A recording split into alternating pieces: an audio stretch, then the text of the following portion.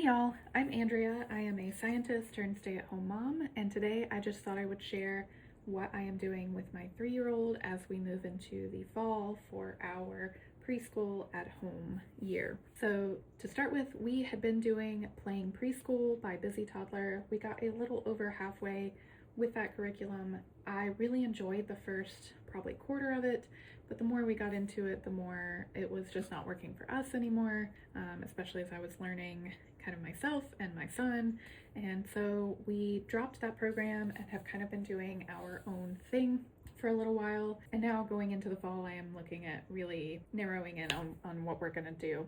So we have been doing kind of a letter of the week style, but I have been doing more research lately about how to teach the alphabet. And because of that, we are gonna be moving more into doing a letter a day, or probably more like 3 to 4 letters a week, so that we can cycle through the alphabet multiple times over the next year. One tool that I have been using for that is an embedded mnemonic alphabet. So if you're not familiar, the embedded mnemonic is a picture that fits within the letter that helps you remember the sound that goes with that letter. So H for horse, P for parrot, M for mountain, and so on. And so there are some options that you can buy. I am really big on free and inexpensive options. So if you like that, please stick around. This is one from the Success for All Foundation. They have a phonics program, and since I first downloaded this, their website has been rearranged, I think, and I am having a harder time finding it. But if I can find a direct link to this file, I will share it with you. So they have this kind of poster version, and then we also have flashcard versions.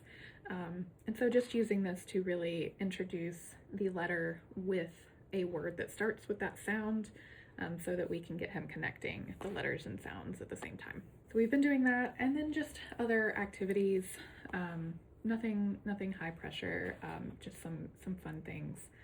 When we did I for insect, we did a whole bunch of different things about bugs that week. And that is pretty much all we have been doing for quote unquote language arts. We read lots and lots of good books.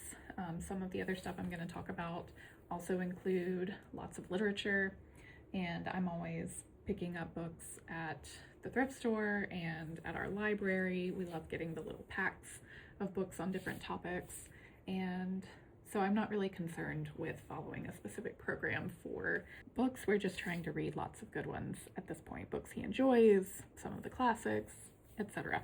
So the only other thing I am planning on bringing in for, again, language arts this fall is some phonological awareness. So this is kind of the early stages of learning how to manipulate sounds in words, and this skill is actually really important as you start to get into phonics. Because if you can't manipulate sounds orally, then it's going to be harder to take the sounds that are represented by the letters on a page and manipulate those. So I have this program from Heggerty. This is their early pre-K program.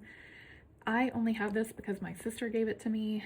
She had a bunch of resources she used when she was working with her son who has dyslexia, and she kindly let me take what I wanted when she was done with it. So that's why we're using this. There is a free alternative out there called Sounds First. I will include a link to it, and I'm happy to talk more about this if that's something people are interested in. For math, we have been doing preschool math at home. This is popular for good reason. I think I love the way things are sequenced out in order of skill, but it's not like you have a set schedule for it. It is much more adaptable to just everyday life with your preschooler, which makes a lot more sense at this age. I also really like the way that she describes the different skills, and she's helped me understand what is happening in my son's brain, how those skills are developing and progressing, and understanding how things that I take for granted as all being under the umbrella of counting are actually different skills. And so we've just been working our way slowly through this. So next, like I said, I am a scientist.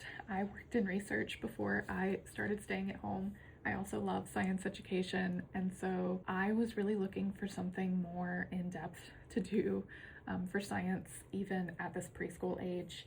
and I'm really glad I found this MESS program. This is Marvelous Explorations Through Science and Stories. This is a program that's free through the Head Start program. It was created, I believe it was the University of Florida and the Florida Museum of Natural History. There are 9 different units. Investigating Water is just one, and they cover all sorts of different topics, and they're very simple to implement. It's books, it's simple activities for you to do, but it is actually building ideas over time. So this whole unit is just building kind of a basic understanding of what water is, what it does, how it behaves. And so this has been really great. There are some cons to it. Again, if people want more detail, I'm happy to do more of a flip through and a review. We are finishing up the Investigating Water unit. This has been really fun to do over the summer because we could do most of the activities outside. But you could also, if you're doing them in the fall or winter, you could do them in your bathtub, the majority of them. And so we're finishing this one up. My son has really been loving it. And I asked him what he wanted to do next, if he wanted to do kitchen science or dinosaurs. And a little to my surprise, he said kitchen science. So that is the next one we are going to be doing here, and I'm really looking forward to it. There's a little bit of chemistry, there's a little bit of cooking. I think this is going to be really fun as well.